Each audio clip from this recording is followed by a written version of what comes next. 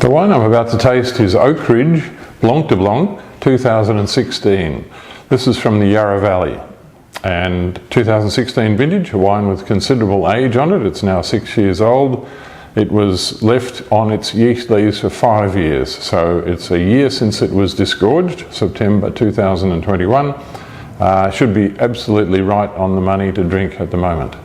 Oakridge, of course, are famous for their table wines in the Yarra Valley, particularly Chardonnay. Chief winemaker David Bicknell has been a real pioneer with modern styles of Chardonnay.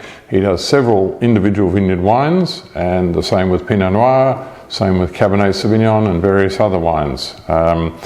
Sparkling wine is not one of their key, I guess, products, but this Blanc de Blanc is certainly very consistent with the Chardonnay theme, which is very much a thing with David Bicknell. I think he's well recognised now as a Chardonnay specialist, and this is a Chardonnay wine, of course, being a Blanc de Blanc. Let's have just pour it, and lovely light yellow colour, very fresh, youthful colour. It shouldn't be too dark, and it isn't, and a nice collar of froth.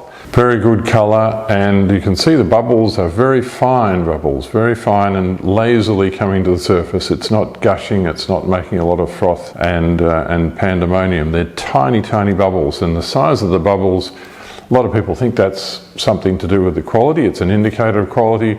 It's more of an indicator of age. The older the wine is, quite often the finer the bubbles. And if you compared that to a sparkling mineral water or something, you would find that the bubbles are many, many times bigger than that. So those are very fine bubbles. Not that bubbles are that important, it's the way the wine tastes.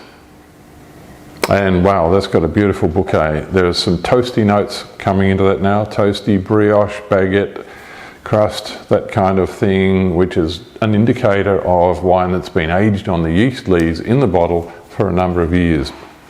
During that time, the yeast break down, they autolyse, they release compounds into the wine that add flavour and character to the wine, and that wine has got a lot of that character. I think enough time on cork after the disgorgement is also important to build those characters on the bouquet, and this really has a complex and very, very attractive bouquet. So the taste of the wine is lovely. It's very Chardonnay driven. It's totally Chardonnay, but the flavours are Chardonnay. So you have citrus fruits, you have flowers, you have floral notes, you have a touch of this bready brioche baguette crust kind of character. There is a little smokiness, a little butteriness, a bit of a bit of pastry character there as well. It's like walking into a patisserie and smelling, the pastry and the icing and the creme patissiere and the pastries.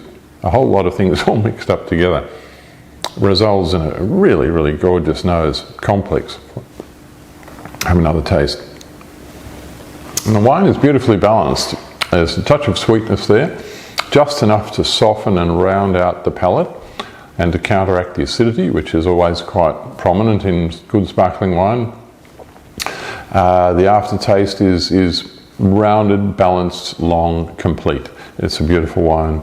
I think it would make a good aperitif wine as well as a good food wine, and I can imagine all sorts of seafoody things with that. Fish, certainly fish, but also oysters. Oysters and Blanc de Blanc is a classic. It's a no-brainer.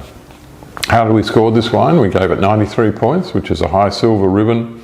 And we've said basically drink it now and for the next few years. It's probably not going to get much better than it is now, but it should hold for several years. It's a beautiful wine.